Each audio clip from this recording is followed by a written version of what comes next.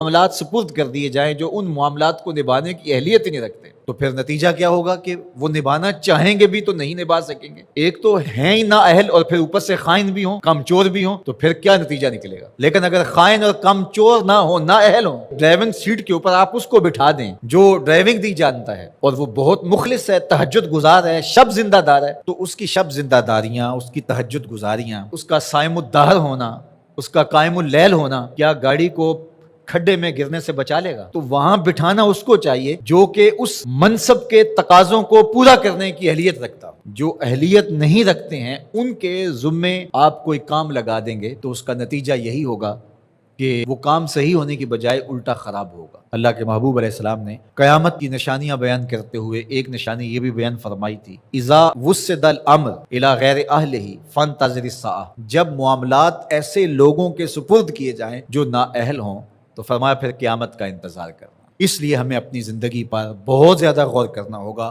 جو میرے ذمے کام ہے میں اس کو نبھاؤں اور اس کو دل و جان سے نبھاؤں۔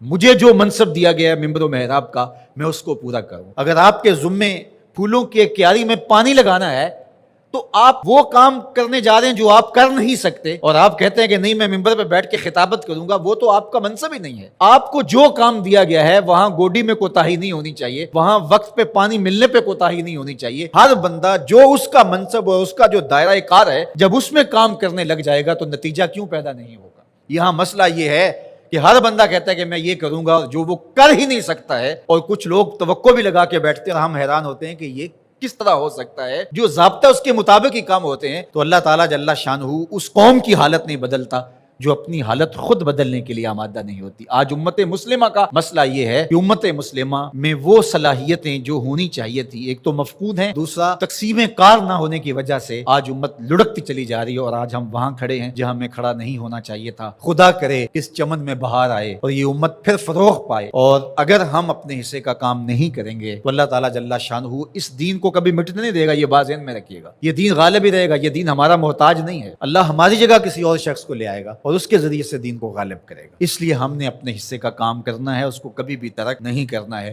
تو بات امانت کی چلی، تو امانت صرف مال کی نہیں ہوتی۔ آپ کے پاس کوئی گٹھڑی رکھ گیا، آپ کے پاس جو ہے وہ کوئی پیسہ روپیہ رکھ دیا تو وہی امانت نہیں ہوتی۔ آپ کی صلاحیتیں بھی امانت ہیں، اور آپ کا منصب بھی امانت ہے، آپ پر جو لوگوں نے توقع کی، ٹرسٹ کیا، وہ بھی امانت ہے، اور آپ سے کسی نے گفتگو کی، گھر کی بات شیئر کی، آپ کو پیر سمجھ کے، مرشد سمجھ کے، بڑا سمجھ کے، محلے کا بڑا سمجھ کے، تو وہ بھی امانت ہے۔ تو اللہ تعالیٰ